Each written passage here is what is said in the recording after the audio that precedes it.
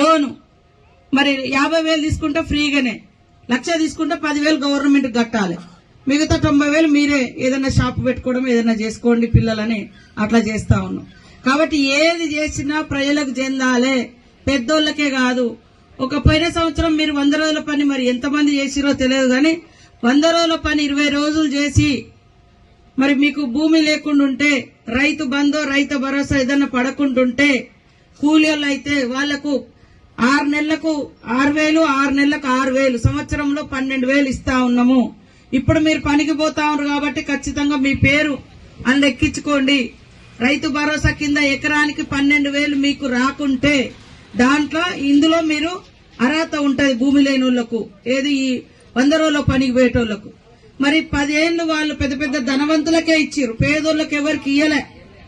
ఇప్పుడు కరెంటు కూడా ఇళ్లలో ఎవరిదైనా కనెక్షన్ రాకుంటే మన వాళ్ళకి చెప్పురు, మాజీ సర్పంచ్ గారికి ఇట్లా ఉన్నారు, ఏదైనా గ్యాస్ కనెక్షన్ ఏదైనా ఇబ్బంది ఉంటే అది మండలంలో పోయి సరి చేస్తాం.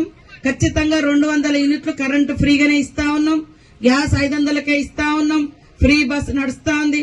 బస్సు ఫ్రీయే కాదు, బస్సుకు ఓనర్లను కూడా ఆడవాళ్ళనే చేసినాం, ఇప్పుడు లేడీస్ నే.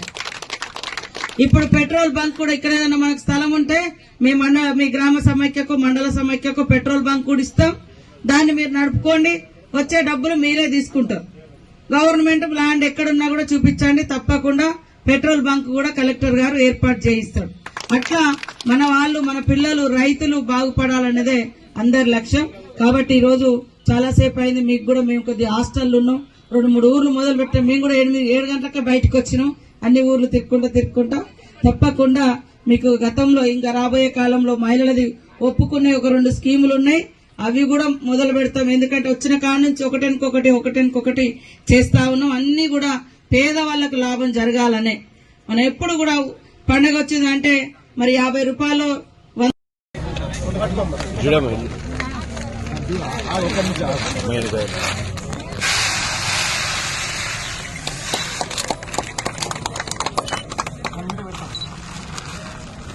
అమ్మకి ఎవరన్నా బట్టపై ఇచ్చిరండి,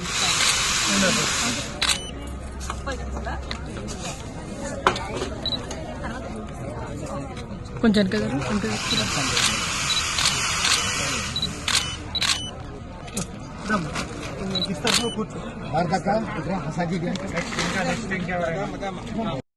శ్రీమంతులే డబ్బులు ఉన్న ఇళ్లలోనే బియ్యం ఉండేది. కానీ మన గవర్నమెంట్ గత 50 ఏళ్ల నుంచి ఇందిరమ్మ తండ్రి కాడ నుంచి మొదలు పెడితే మొన్నటి వరకు కూడా అనేక రంగాలలో సంక్షేమం తీసుకొచ్చి చాలా ఊర్లలో కుంటలు, చెరువులు, పెద్ద పెద్ద డ్యాములు నిర్మించిన తర్వాత కొంత వరి పంట అనేది పెరిగింది. గతంలో కూడా 10 ఏళ్ల కింద కాంగ్రెస్ ఉన్నప్పుడు ఊరూర్ల ఇందిర జలప్రభ బోర్లు కూడా వేయడం జరిగింది. ఈ చెరువులన్నీ కూడా అప్పుడు తవ్వినాయి, కొత్తగా మధ్యలో కొంతమంది పూడిక తీసిరు తప్ప అందులో పెద్దగా పనేం చేయలే. ఆ తర్వాత ఇప్పుడు మరి పేదోళ్లకు పెద్దోళ్లకు తేడా ఎందుకు? పేదోళ్లు కూడా సన్న బియ్యం తినాలే, కడుపు నిండా తినాలే. వాళ్ళు పంట పండిస్తారు, కష్టపడతారు, ఎవరికో అమ్ముతే మళ్ళా వీళ్ళు పోయి దొడ్డు వడ్లు బియ్యం కొనుక్కొని తింటా ఉన్నారు.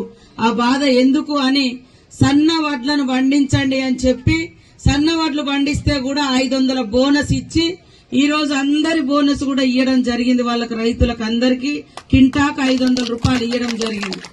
ఆ బియ్యం మీరు పండించిన బియ్యాన్ని మళ్ళీ ఎక్కడికో పోకుండా అది మీకే చెందాలని ఎంత మంచిగా, అందులో పాలిస్ లేదు, అందులో కల్తీ లేదు, అందులో దొడ్డు బియ్యం లేదు.